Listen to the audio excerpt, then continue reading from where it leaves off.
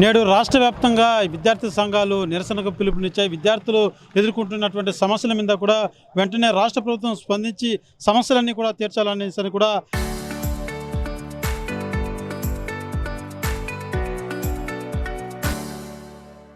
అన్ని కలెక్టరేట్ కార్యాలయాల వద్ద నిరసన కార్యక్రమాన్ని చేపట్టారు. ఈ నేపథ్యంలోనే తిరుపతి జిల్లా కలెక్టరేట్ ఆఫీస్ వద్ద కూడా నిరసన కార్యక్రమం చేపట్టారు.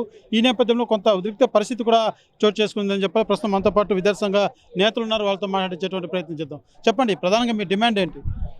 విద్యాశాఖ మంత్రి అధికారంలోకి వస్తే 100 రోజుల్లో ఫీజు రియంబర్స్మెంట్ బకాయిలు ఇస్తాం, ఏదైతే పెండింగ్లో ఉన్నాయో ఆ రియంబర్స్మెంట్ చెల్లించడమే కాదు 77 జీవోను రద్దు చేస్తాం, మీ అందరి ఉన్నత విద్య మీ భవిష్యత్తును మార్చుతాను నేనని చెప్పినటువంటి విద్యాశాఖ మంత్రి అధికారంలోకి వచ్చి 2.5 సంవత్సరాలు అయిపోతా ఉంది.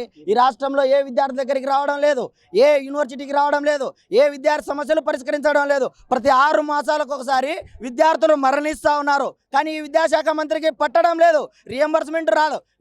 ఏమన్నా మాట్లాడితే నేను జిల్లా కలెక్టర్లకు ఆదేశాలు ఇచ్చాను, మీరు సంబరాలు చేసుకోండి, ఏ ఒక్క విద్యాసంస్థ మిమ్మల్ని ఇబ్బంది పెట్టదని చెప్పి మాట్లాడుతూ ఉన్నాడు. అయ్యా, నారా లోకేష్ గారు, నారా చంద్రబాబు నాయుడు గారు అధికారంలో ఉండేది మీరే, మీయే ఇన్స్టిట్యూషన్లు. ఇవాళ అక్కడ గీతం యూనివర్సిటీ మీ తోడల్లుడు గారిది, లావు కృష్ణదేవరాయలు గారిది, కేఎల్ యూనివర్సిటీ మీ అనుయాయులదే, నారాయణ విద్యాసంస్థలు మీ అనుయాయులదే, చైతన్య విద్యాసంస్థలు మీ అనుయాయులే, తర్వాత భాష్యం రామకృష్ణ మీ ఎంపీనే. ఇవాళ మీ అధికారంలో ఉన్నటువంటి వాళ్ళని పెట్టుకొని మీరే విద్యార్థులకు సర్టిఫికేట్ లేకుండా, అంటే విద్యార్థులను తల్లిదండ్రులను మోసం చేయడానికి నీ యొక్క కార్పొరేట్ ప్రభుత్వంగా నువ్వు చలామణితూ మళ్ళీ విద్యార్థుల దగ్గరికి వచ్చి నాకు ఓట్లు వేయండి అని చెప్పి ఓటు బ్యాంకు రాజకీయాలు చేస్తున్నటువంటి విద్యాశాఖ మంత్రికి ఆల్ ఇండియా స్టూడెంట్ ఫెడరేషన్ పోరాటం ద్వారా హెచ్చరిక చేస్తా ఉన్నాం. ఈ విద్యాశాఖ మంత్రి రియంబర్స్మెంటే కాదు, ఇవాళ ఏదైతే మెడికల్ విద్యను కాపాడుతా అన్నాడు, మెడికల్ విద్యను కాపాడకపోగా ఇవాళ మోసం చేస్తూ కార్పొరేట్లకు అమ్ముతా ఉన్నాడు. 80% పూర్తయినటువంటి మెడికల్ కళాశాలను అభివృద్ధి చేయలేకపోతే, 80% పూర్తయినటువంటి పులివెందుల లాంటి మెడికల్ కళాశాలను కట్టకపోతే ఏ విధంగా నువ్వు ప్రభుత్వాన్ని నడుపుతావు? నిన్ను కూడా ప్రైవేట్ పరంలో నడిపేటువంటి విద్యార్థి ఉద్యమాలు ఈ రాష్ట్రంలో నడుస్తాయి. అట్లా నడవడానికి ఆల్ ఇండియా స్టూడెంట్ ఫెడరేషన్ పోరాటం చేస్తుందని చెప్పి ఈ సందర్భంగా తెలియజేస్తా ఉన్నా. ఏ యూనివర్సిటీలో పూర్తి స్థాయిలో ప్రొఫెసర్లు ఉన్నారు? ఏ యూనివర్సిటీలో లేరు. 70% ఫుల్ఫిల్ కానటువంటి యూనివర్సిటీలు ఈ రాష్ట్రంలో ఉన్నాయి. కానీ విద్యాశాఖ మంత్రి క్వాలిటీ అంటున్నాడు. పాఠశాల విద్య ఏకోపాధ్యాయ పాఠశాల పెట్టాడు. ఏకోపాధ్యాయ పాఠశాల పెడితే తెలుగు చెప్పాలి, ఇంగ్లీష్ చెప్పాలి, లెక్కలు చెప్పాలి, సోషల్ సైన్స్ చెప్పాలి. ఒకే ఉపాధ్యాయుడు అన్ని సబ్జెక్టులు చెప్తే ఈ రాష్ట్రంలో ఉన్నటువంటి విద్యార్థులకు అక్షర జ్ఞానం పూర్తి స్థాయిలో అందిస్తుందా? కనీస జ్ఞానం లేనటువంటి విద్యాశాఖ మంత్రి ఈ రాష్ట్రంలో ఉన్నాడు. దయచేసి ఈ కూటమి ప్రభుత్వానికి, చంద్రబాబు గారికి మేము ఒక్కటే విజ్ఞప్తి చేస్తా ఉన్నాం. నారా లోకేష్ గారిని మంత్రిమండలి నుంచి తొలగించి హెరిటేజ్ కంపెనీలో పెడితే వ్యాపారం చేయడానికి ఏమైనా ఉపయోగపడతాడేమో అని చెప్పి విజ్ఞప్తి చేస్తా ఉన్నాం. నీ ప్రభుత్వానికి పాడగట్టే రోజులు ఈ రాష్ట్రంలో చాలా దగ్గరున్నాయని చెప్పి ఈ సందర్భంగా హెచ్చరిక చేస్తా ఉన్నాం. మీరు చెప్పండి, ప్రధానంగా ఏదైతే స్కాలర్షిప్ సంబంధించి బకాయిలు ఉన్నాయి, ఎంతవరకు బకాయిలు రాయాలి, ఏదైతే అదే రకంగా హాస్టల్లో ఉన్నటువంటి ఫీజులకు సంబంధించి కూడా ఏదైతే ఆ మెయింటెనెన్స్ కూడా పెంచాలనేసి కూడా డిమాండ్ చేస్తున్నారు. ఫీజులకు సంబంధించి ఎంతవరకు బకాయిలు పెండింగ్లో ఉన్నటువంటి పరిస్థితి?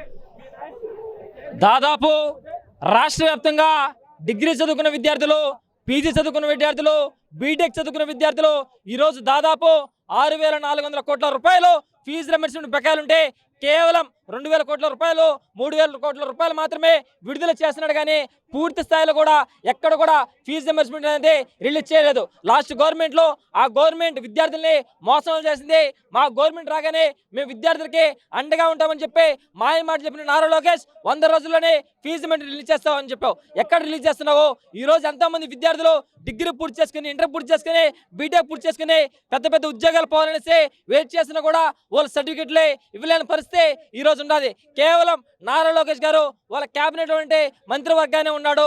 ఈరోజు కేవలం అతను ప్రైవేటు యొక్క సీఈఓగా వ్యవహరిస్తున్నాడు, కానీ విద్యార్థులకి విద్యాశాఖ మంత్రిగా వ్యవహరించలేదు. ఖచ్చితంగా కూడా నువ్వు వెంటనే రాజీనామా చేయాలనేసి ఏఎస్ఎఫ్గా డిమాండ్ చేస్తున్నాం. వెంటనే రాజీనామా చేసి నువ్వు విద్యాశాఖ మంత్రికో లేకపోతే హెరిటేజ్ మంత్రిగా వెళ్ళాలనేసి నేను తెలియజేస్తా ఉన్నాను. ఏంటి మీరు కలెక్టర్కి ఏమైనా వినతి పత్రం సమర్పించనున్నారా? ఏం చేయబోతున్నారు ఇక్కడ?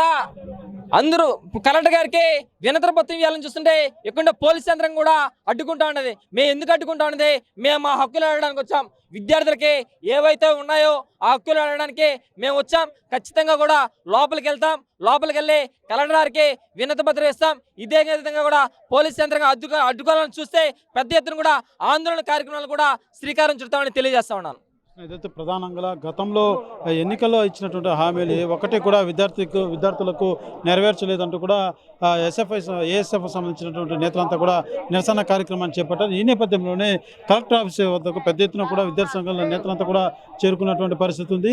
ప్రధానంగా లోపలికి పోలీసులు ఏదైతే లోపలికి అనుమతించుకోవడంతో విద్యార్థి సంఘ నేతలంతా కూడా గేటు బయటే ఇక్కడే నిరసన వ్యక్తం చేస్తున్నటువంటి పరిస్థితి ఉంది. ప్రధానంగా ఏదైతే శాంతియుతంగా వచ్చి కలెక్టర్ మా యొక్క సమస్యల్ని విన్నవించేలాగా మేము లెటర్స్ సామరస్యంగా తెలియజేసేందుకు వెళ్తుంటే కూడా ఈ రకంగా అడ్డుకోవడం సబబు కాదు. మమ్మల్ని అడ్డుకుంటే మాత్రం పెద్ద ఎత్తున నిరసన చేపడతామంటూ కూడా విద్యార్థి సంఘ నేతలతో డిమాండ్ చేస్తున్నటువంటి పరిస్థితి ఉంది. ఇప్పటికైనా రాష్ట్ర ప్రభుత్వం విద్యార్థులకు చెల్లించాల్సినటువంటి మొండి బకాయిలన్నీ కూడా చెల్లించి విద్యార్థుల భవిష్యత్తుని కాపాడాలంటూ కూడా విద్యార్థి సంఘ నేతలతో తెలియజేస్తున్నటువంటి పరిస్థితి. కెమెరా పర్సన్ కోటితో సురేష్ RTV తిరుపతి.